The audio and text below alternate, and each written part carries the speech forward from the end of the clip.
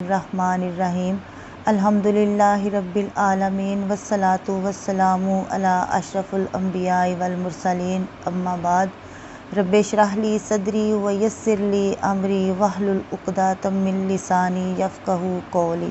وَإِذْ وَعَدْنَا، اور جب وعدہ لیا ہم نے موسیٰ علیہ السلام سے 40 لیلۃً راتوں کا، ثم اتخذتم العجل، پھر بنا لیا تم نے بچھڑے کو، من بعدہ پیچھے اس کے، وانتم ظالمون، اور تم ظالم تھے۔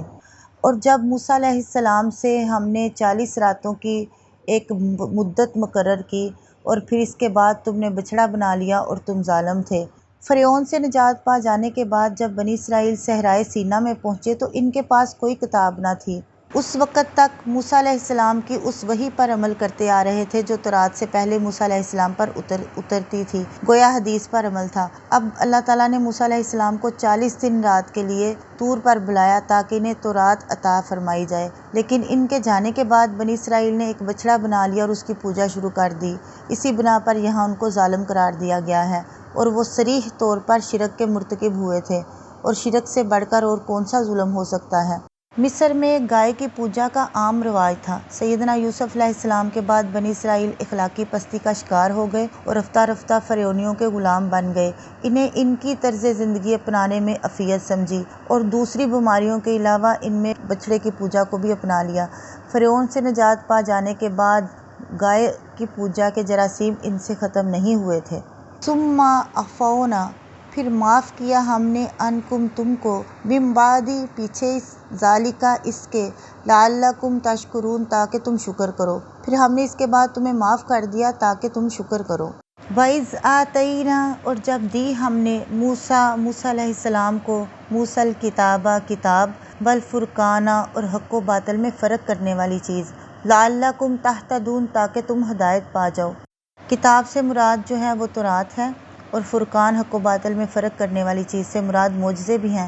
موسیٰ علیہ السلام کو عطا کردہ قوت فیصلہ بھی جو حق و باطل میں فرق کرتی تھی، تورات بھی حق و باطل میں فرق کرنے والی تھی۔ وَإِذْ قَالَ، اور جب کہا موسیٰ علیہ السلام نے، لِقَوْمِهِ، واسطے اپنی قوم کے، یا قومی، اے قوم، اِنَّکُمْ ظَلَمْتُمْ، بے شک تم نے ظلم کیا، أَنفُسَکُمْ، اپنی جانوں پر، بِاتِّخَاذِکُمُ الْعِجْلَ، پکڑا تم نے بچھڑے کو، فَتُوبُوا إِلیٰ، پس توبہ کرو طرف بارئکم، اپنے رب کی، فَاقْتُلُوا، پس قتل کرو، أَنفُسَکُمْ، اپنی جانوں کو، ذَالِکُمْ خَیْرٌ لَکُمْ، ذَالِکُمْ، یہ، خَیْرٌ لَکُمْ، بہتر ہے تمہارے لیے، عِندَ بارئکم، نزدیک رب تمہارے کے، فَتَابَ عَلَیکُم، پھر آئے گا اوپر تمہارے، إِنَّهُ هُوَ التَّوَّابُ الرَّحِیمُ، بے شک وہ توبہ قبول کرنے والا، رحم کرنے والا ہے۔ اور جب موسیٰ نے اپنی قوم سے کہا، اے میری قوم، بے شک تم نے اپنے بچڑا بنانے کے ساتھ اپنی جانوں پر ظلم کیا، پس تم اپنے پیدا کرنے والے کی طرف توبہ کرو، پس اپنے آپ کو قتل کرو، یہ تمہارے لیے تمہارے رب یعنی پیدا کرنے والے کے نزدیک بہتر ہے، تو اس نے تمہاری توبہ قبول کر لی، بے شک وہی بہت توبہ قبول کرنے والا، نہایت رحم والا ہے۔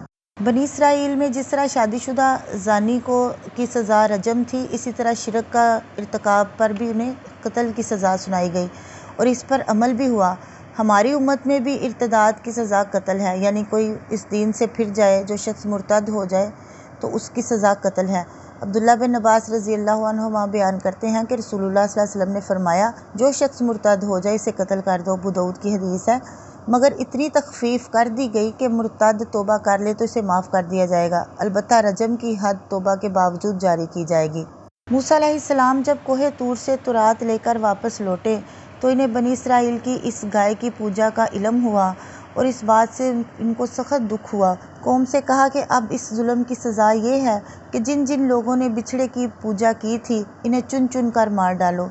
اس وقت بنی اسرائیل کے 3 گروہ بن گئے تھے، ایک وہ جنہوں نے بچھڑے کی پرستش کی تھی یعنی پوجا کی تھی، دوسرے وہ جو انہیں اس سے منع کرتے تھے، اور تیسرے وہ جو غیر جانبردار رہے، نہ خود گائے کی پوجا کی اور نہ ہی کرنے والوں کو منع کیا۔ انہیں یہ حکم دیا گیا کہ منع کرنے والے یعنی بچھڑا پوجنے والے کو قتل کریں، اور جو غیر جانبردار رہے انہیں معاف کر دیا گیا۔ طبری نے ابن عباس رضی اللہ عنہما سے نقل فرمایا کہ موسیٰ علیہ السلام نے اللہ کے حکم سے اپنی قوم کو حکم دیا کہ اپنے آپ کو قتل کرو، تو وہ لوگ جو بچھڑے کے مجاور بنے تھے وہ گوٹ مار کر بیٹھ گئے، اور جو لوگ مجاور نہیں بنے تھے وہ اٹھے اور انہوں نے ہاتھوں میں خنجر لیے اور ان پر ایک تاریکی چھا گئی اور وہ ایک دوسرے کو قتل کرنے لگے۔ پھر اندھیرا دور ہو گیا، روشنی ہوئی تو 70,000 قتل ہو چکے تھے۔ جو قتل ہو گیا اس کی بھی توبہ قبول ہو گئی اور جو بچ گیا اس کی بھی توبہ قبول ہو گئی۔ ابن عباس رضی اللہ عنہ تک اس روایت کی سند بالکل صحیح ہے، اور جس میں معافی کا ذکر ہے وہ اس قتل کے بعد کی ہے۔ وہ جو ہے نا ثم عفونا عنکم من بعد ذلکم لعلکم تشکرون، یہ اس قتل کے بعد کی ہے۔ وَإِذْ قُلْتُمْ، اور جب کہا تم نے، یا موسیٰ، اے موسیٰ، لن نؤمنا، ہرگز نہیں مان لائیں گے، لکا، تیرے لیے، حتیٰ نری اللہ جہرۃ، یہاں تک کہ دکھاؤ اللہ کو سامنے۔ فَأَخَذَتْكُمُ الصَّاعِقَةُ، پس پکڑا تم کو بجلی نے، وَأَنْتُمْ تَنْظُرُونَ، اور تم دیکھ رہے تھے۔ اور جب تم نے کہا کہ اے موسیٰ، ہم ہرگز تیرا یقین نہ کریں گے یہاں تک کہ ہم اللہ کو کھلم کھلا دیکھ لیں، تو تمہیں بجلی کی کڑک یعنی کڑک نے پکڑ لیا اور تم دیکھ رہے تھے۔ بنی اسرائیل کے یہ لوگ جو تھے اتنے ہٹ درم واقع ہوئے تھے کہ موسیٰ علیہ السلام کی زبان پر بھی اعتبار نہیں کرتے تھے۔ جب موسیٰ علیہ السلام تورات لے کر کوہ طور سے واپس لوٹے اور قوم کے سامنے کتاب پیش کی تو کہنے لگے، ہمیں یہ کیسے معلوم ہو کہ یہ کتاب واقعی اللہ تعالیٰ کی طرف سے ہے اور اللہ تعالیٰ فی الواقعی آپ سے ہم کلام ہوا تھا۔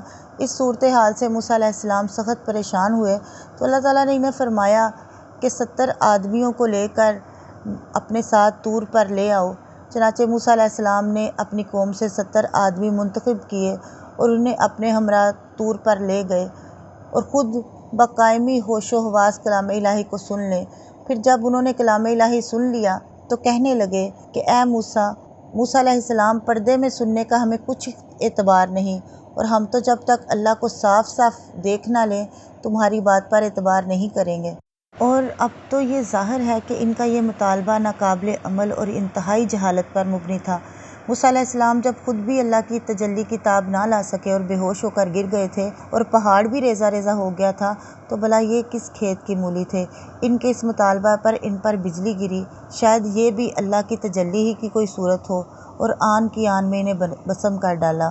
ثم بعثناکم، پھر زندہ کیا ہم نے تم کو، من بعد موتکم، موت تمہاری کے، لعلکم تشکرون، تاکہ تم شکر ادا کرو۔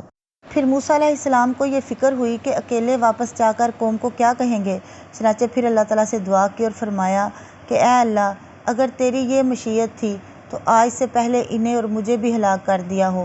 سورہ اعراف میں آیت نمبر 155 میں موسیٰ علیہ السلام کی دعا میں، لو شئت اہلکتہم من قبل وایای، اگر تو چاہتا تو انہیں اس سے پہلے ہلاک کر دیتا اور مجھے بھی۔